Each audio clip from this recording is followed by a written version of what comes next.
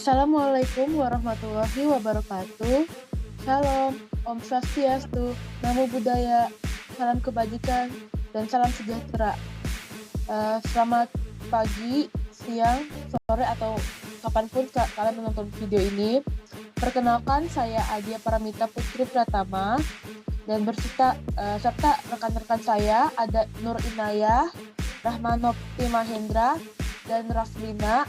Pada hari ini kita akan membahas tentang how to manage cultural differences in England. Next. Slide pertama kita akan membahas tentang permasalahan di dunia mengenai komunikasi antar budaya. Nah, karena manusia itu memang hidup selalu berdampingan dengan satu sama lain, dimanapun itu, mau itu di tempat-tempat yang berbeda ataupun di tempat yang samaan. Nah, karena itulah nanti karena adanya berdampingan ini, kita pun menciptakan satu bahasa yang sama agar bisa saling berkomunikasi. Namun, ada kalanya ketika kita berpergian ke suatu tempat lain yang jauh dari kultur kita, dari bahasa kita, hal ini akan membuat kita mengalami cultural lag. Next. Bagaimana pemahaman komunikasi antar budaya dapat membantu menyelesaikan konflik antar budaya? Nah, komunikasi ini bisa menjadi sebuah pedang ketika ia jatuh dalam sebuah konflik, di mana ia bisa menjadi sebuah awal konflik, namun ia juga bisa menjadi sebuah penyelesai konflik. Cara berkomunikasi bisa juga menjadi penyelesai konflik ketika salah satu pihak itu memiliki kemampuan dan pemahaman akan komunikasi, apalagi komunikasi antar budaya. Lalu konflik ini biasanya mempusat pada beberapa penyebab, di mana salah satunya adalah untuk mencapai tujuan yang ingin digapai, mengalokasikan sumber-sumber, mengambil keputusan, hingga memperhatikan perilaku tiap pihak yang terlibat dalam konflik ini. Sehingga bisa kita katakan kalau konflik sendiri merupakan sebuah warisan hidup yang seringkali dialami oleh manusia karena adanya sebuah keinginan untuk digapai, dan penyebab konflik ini adalah komunikasi. Next, Naya.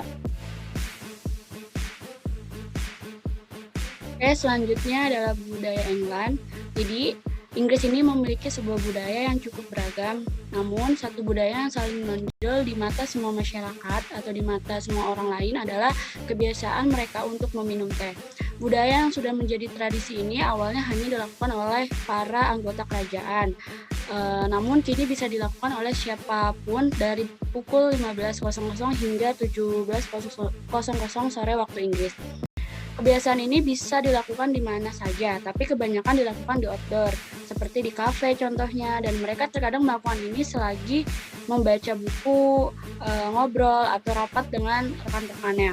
Maka tak heran jika warga negaranya dapat meminum teh hingga mencapai 165 juta gelas tiap harinya. Dan jikalau melihat angka dari yang dikeluarkan dari Asosiasi Teh dan Infus Inggris, 60 miliar lebih teh dikonsumsi oleh rakyat Inggris per tahunnya.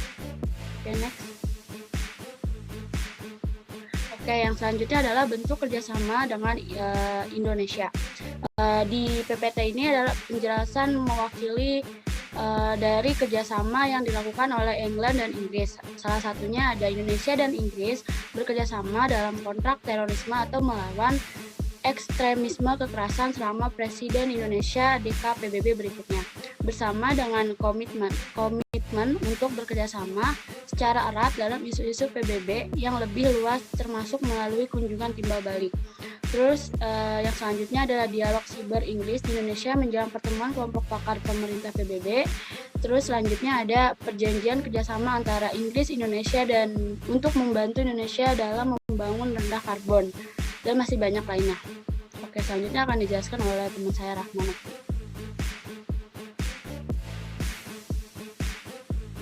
Perbedaan komunikasi nonverbal.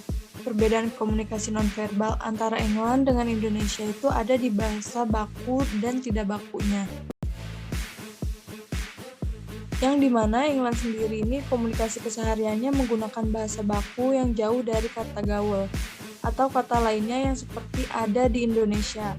Menurut Faras, di England ini perlu menyesuaikan agar terdengar lebih Inggris karena tidak memakai bahasa gaul. Dan Indonesia sendiri, kata Faras itu bahasanya lebih tidak baku atau kasar.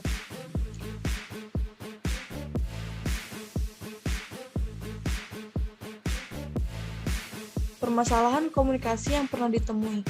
England sempat beberapa kali terjadinya permasalahan komunikasi. Pastinya juga karena perbedaan bahasa yang sangat berbeda dari sebelumnya, dengan artian yang berbeda juga. Seperti saat di mana Farah sedang melakukan pesanan makanan atau membeli suatu barang. Terkadang dapat terjadinya pergulangan dalam berkomunikasi dengan lawan bicaranya, dan itu salah satu hal yang menyulitkan dalam berkomunikasi. Karena tidak bisa memakai sembarang aksen berbicara, jika berbeda maka saat berkomunikasi dengan lawan bicaranya harus mengulang kembali pembicaraannya.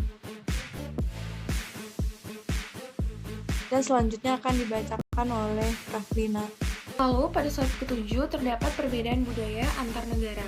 Indonesia memiliki kultur tradisional yang sangat kental sekali, berpusat pada agama, serta berbasis keluarga. Yang artinya Indonesia masih kuat sekali akan kultur budayanya sendiri yang dimiliki, dan sangat menjunjung dengan agama yang tinggi, serta kebersamaan serta gotong royong. Berbeda sekali dengan yang berada di England atau Inggris yang masih sangat menerapkan sistem individualis dan non-religius. Setiap melakukan sesuatu hal itu selalu sendiri dengan jiwa individunya. Yang artinya setiap masyarakat England masih merasa bahwa ia melakukan hal itu dengan dirinya sendiri. Berbeda dengan Indonesia yang mempunyai gotong royong yang sangat kuat terhadap satu sama lainnya.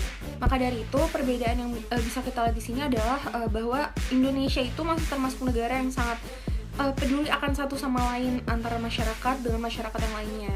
Berbeda dengan negara England yang jiwa individualisnya sangat kental sekali pastinya, dan juga tidak seperti Indonesia yang menjunjung agama yang tinggi gitu, seperti itu.